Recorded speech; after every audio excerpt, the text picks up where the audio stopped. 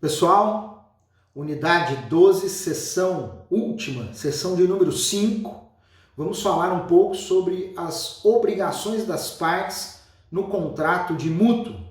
E com isso, encerraremos o estudo do contrato de empréstimo, nas suas espécies de comodato e mútuo. Está bem? Ora, verificamos que o mútuo é chamado de empréstimo de consumo.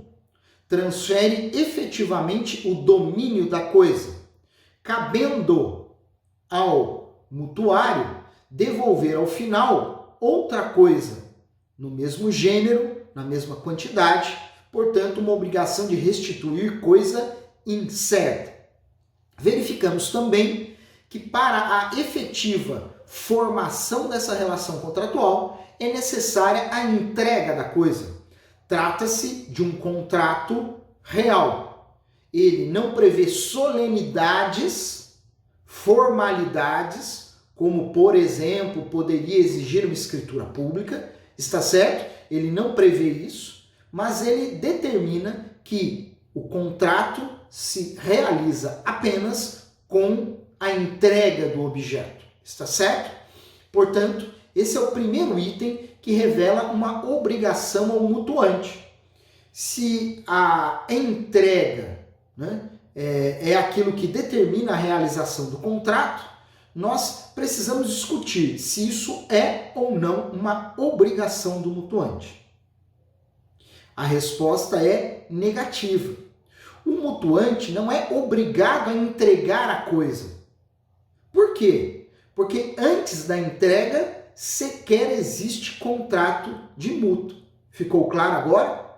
Ora, o contrato de mútuo surge com a entrega. O nosso legislador, então, optou a dizer o seguinte: a entrega faz parte da celebração do contrato, revela o surgimento da relação contratual, não é uma obrigação do mutuante. Beleza?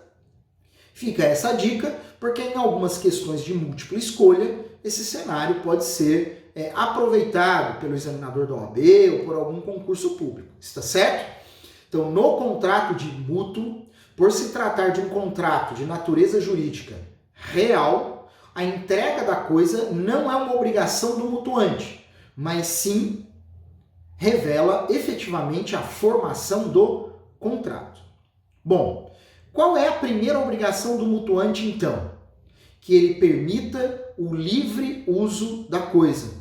A partir do momento que ele entrega a coisa e se perfaz o contrato de mútuo, ele deve garantir ao mutuário o livre uso da coisa. Seja impedindo que terceiros possam tentar esbulhar, possam impedir o livre uso, está certo? Seja mesmo até evitando questões outras que possam prejudicar a liberdade de uso por parte do mutuário. Inclusive porque, você já sabe, transfere-se com o mútuo o domínio do objeto na sua plenitude. Não se transfere apenas a posse, como aconteceria ou como acontece no comodato. Está bem? Outra questão que deve ser aqui observada é que o mutuante deverá respeitar o prazo do contrato para só depois exigir a restituição do objeto, da coisa incerta neste caso.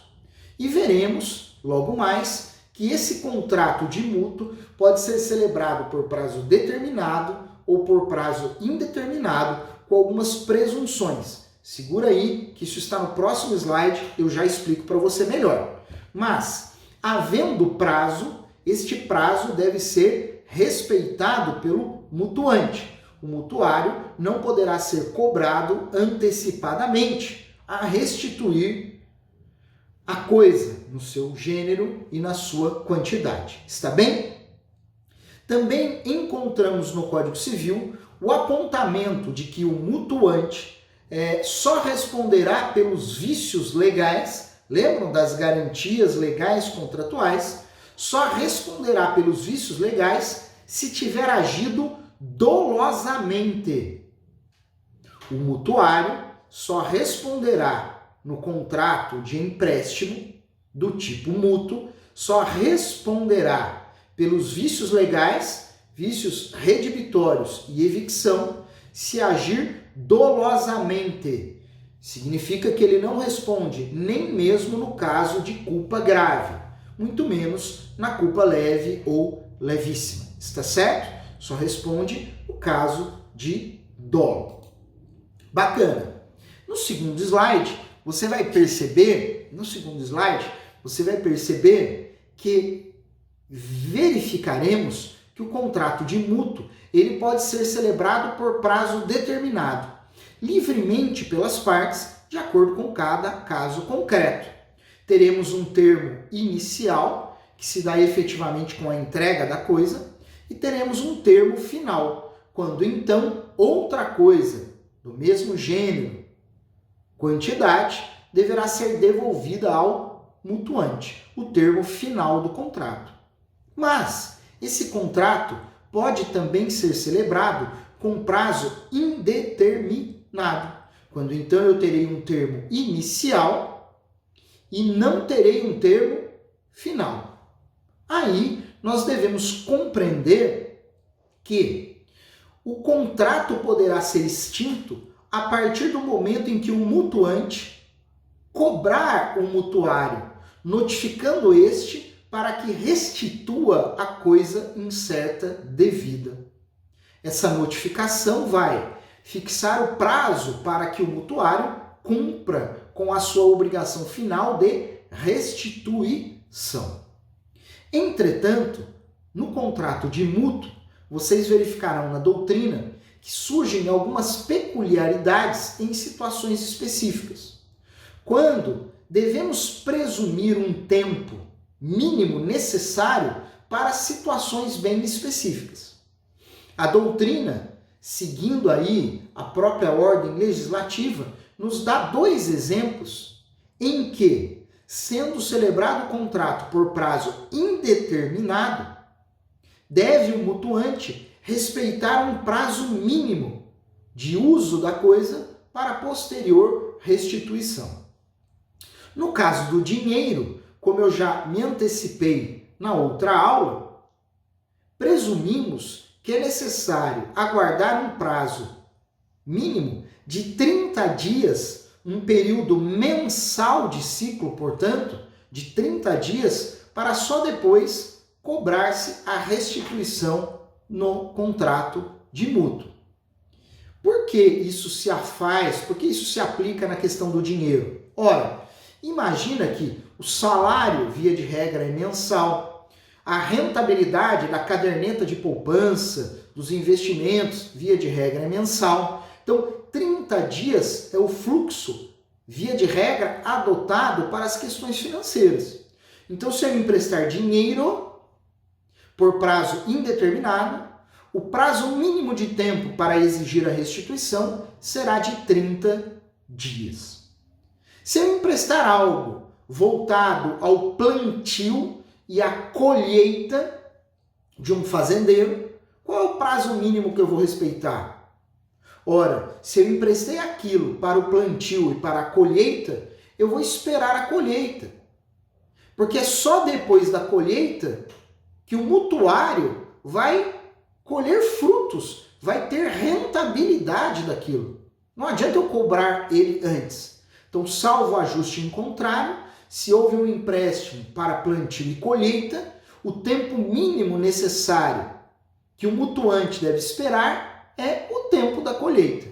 Só depois, então, fixará ele um prazo, através de uma notificação, para que lhe seja restituída a coisa incerta, emprestada. Geralmente o dinheiro seriam os exemplos mais clássicos, tá bem? Bacana.